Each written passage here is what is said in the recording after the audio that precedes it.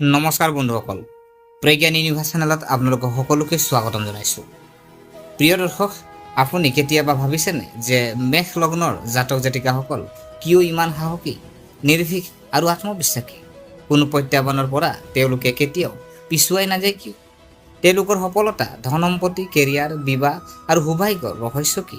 মেষ লগ্নসকল নেতৃত্ব দিবলৈ জন্ম হয় নেকি, নে তেওঁলোকেও জীৱনত উত্থান পতনৰ সন্মুখীন হয় যিয়ে তেওঁলোকক শক্তিশালী কৰি তোলে?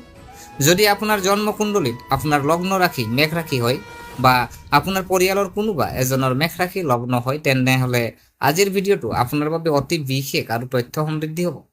কাৰণ এই ভিডিঅ'টোত আমি মেষ লগ্নৰ বিষয়ে কেৱল তুচ্ছ বিষয় নহয়, গভীৰভাৱে আলোচনা কৰিম।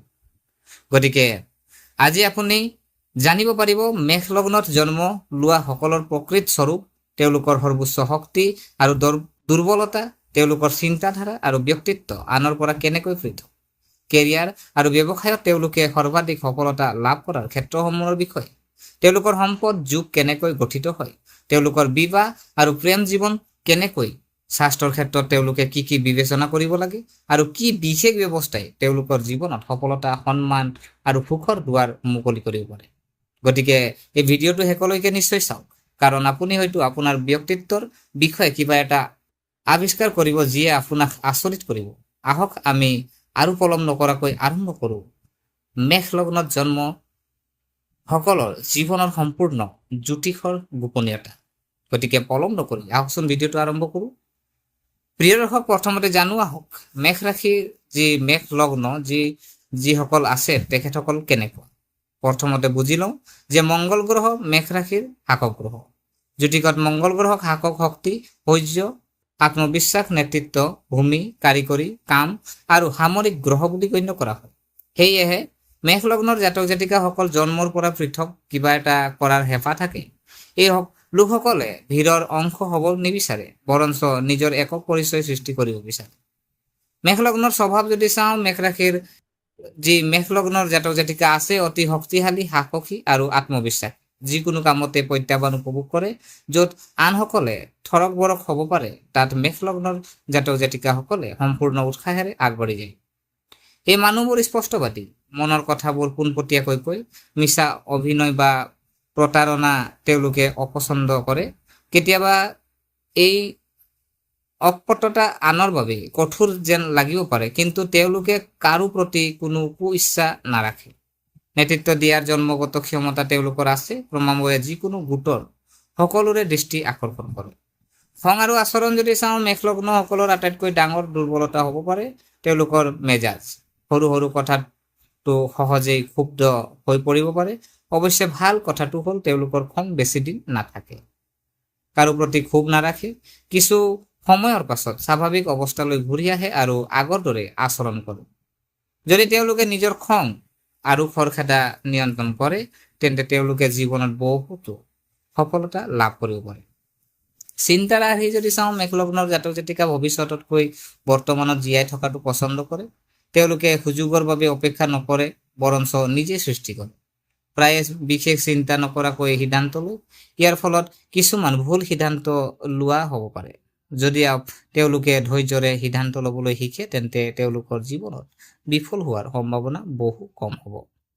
শিক্ষা আৰু কেৰিয়াৰ যদি চাওঁ, শিক্ষাৰ সময়ত তেওঁলোকে সদায় নতুন নতুন কথা শিকিবলৈ আগ্ৰহী হৈ থাকে।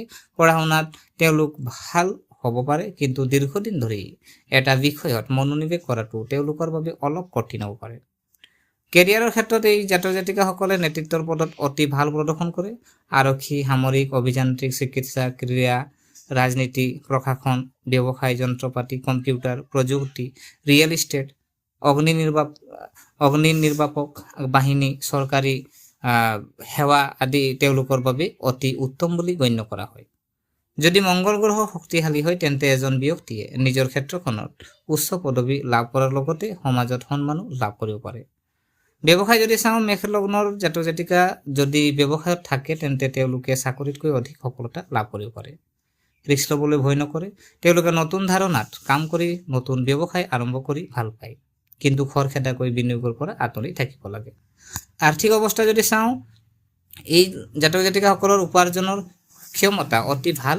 কঠোৰ পৰিশ্ৰম আৰু আত্মবিশ্বাসৰ জৰিয়তে তেওঁলোকে ভাল পৰিমাণৰ ধন উপাৰ্জন কৰে।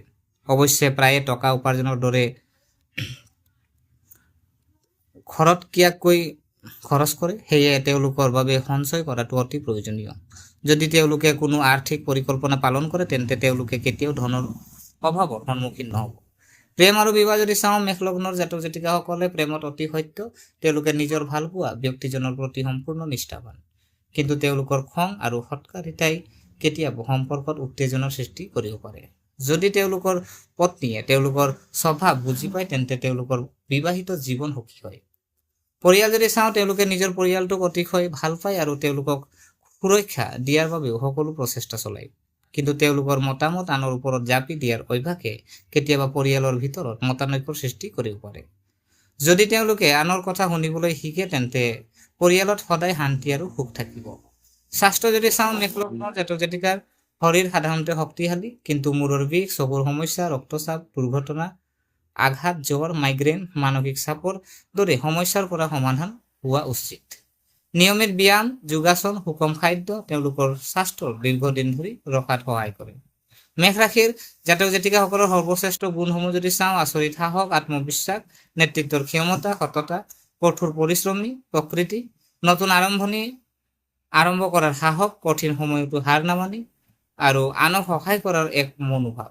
মেষ ৰাশিৰ লগ্নসকলৰ দুৰ্বলতা যদি চাওঁ, চুটি স্বভাৱৰ, অধৈৰ্য, চিন্তা নকৰাকৈ সিদ্ধান্ত লোৱা, জেদী প্ৰকৃতি, খৰখেদাকৈ বিনিয়োগ, আনৰ কথা নুশুনা। সফলতাৰ বাবে যদি চাওঁ, কিছুমান আপোনালোকে টিপছ ব্যৱহাৰ কৰিব পাৰে। মেষ লগ্নৰ সকলে যদি নিজৰ ক্ৰোধ নিয়ন্ত্ৰণ কৰে, ধৈৰ্য ধৰি লয় আৰু প্ৰতিটো সিদ্ধান্ত চিন্তাশীলভাৱে লয় তেন্তে সফলতা নিশ্চিত।